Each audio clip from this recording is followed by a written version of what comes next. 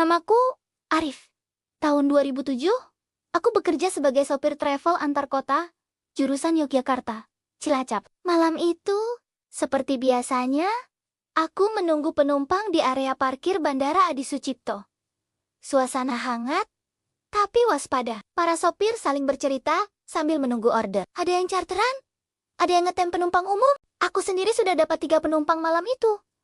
2 laki-laki dari Cilacap, dan 1 perempuan dari Sumpiyuh. Kami berangkat sekitar setengah 11 malam. Rute kami lewat Gombong, jalan lintas selatan, yang terkenal sepi, tapi cepat. 2 laki-laki itu bekerja di luar negeri. Katanya baru pulang cuti. Perempuan dari Sumpiyuh adalah pekerja yang baru kembali dari Taiwan. Mereka ramah, lelah, tapi sopan. Mobil melaju pelan, meninggalkan lampu kota Yogyakarta. Aku menarik napas panjang, berharap malam berjalan lancar.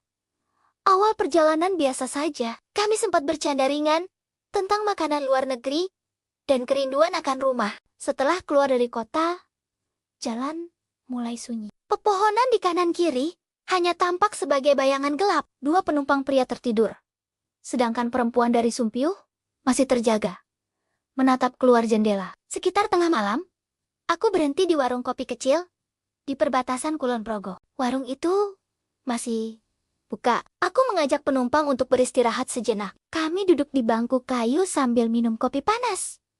Bau kopi dan suara radio tua menemani. Suasana terasa tenang. Aku sempat ke toilet di belakang warung. Lampunya redup, tapi cukup. Saat kembali, aku melihat seorang perempuan muda berjalan dari arah jalan setapak. Bajunya putih sederhana, membawa tas kecil di tangan.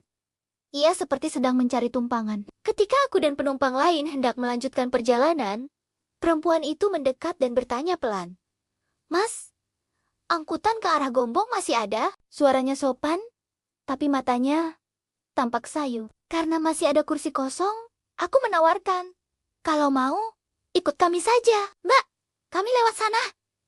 Ia mengangguk dan naik ke kursi paling belakang, duduk di dekat jendela. Mobil kembali melaju. Suasana di dalam mobil berubah lebih sunyi. 2 pria kembali terlelap, sementara 2 penumpang perempuan di belakang diam. Aku sesekali melihat ke kaca spion. Perempuan yang baru naik itu menatap keluar jendela.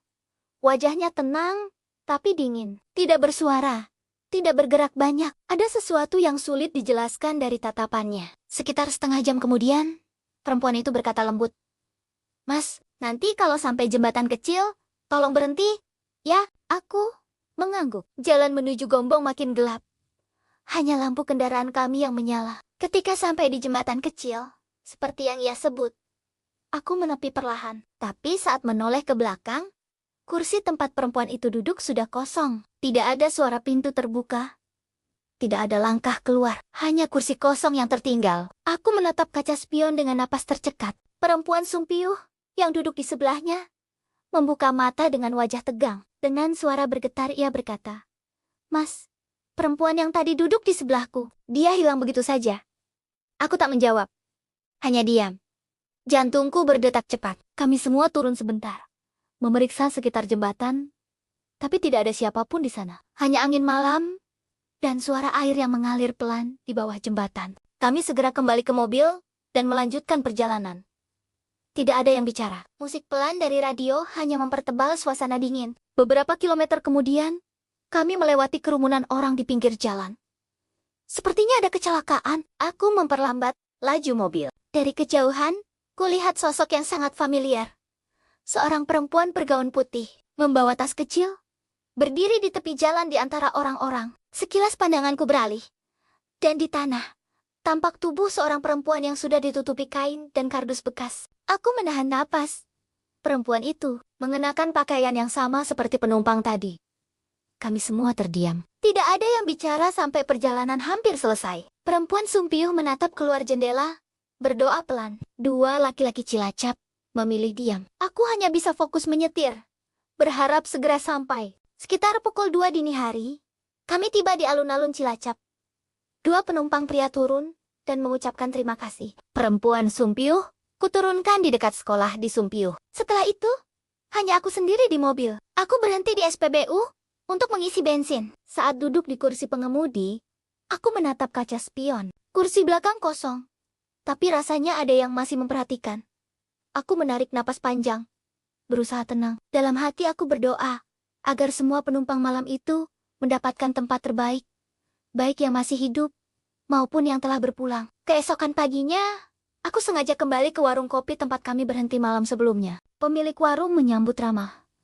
"Wah, balik lagi, Mas," katanya sambil menyiapkan kopi. Aku bertanya tentang perempuan muda yang semalam sempat mampir, tapi ia menggeleng. "Semalam, cuma kalian yang datang. Nggak ada orang lain." Aku hanya diam, memandang jalan di depan warung yang mulai ramai oleh kendaraan pagi. Mungkin memang begitu. Mungkin ada yang hanya muncul di antara dua dunia, sekadar menumpang perjalanan sebentar sebelum benar.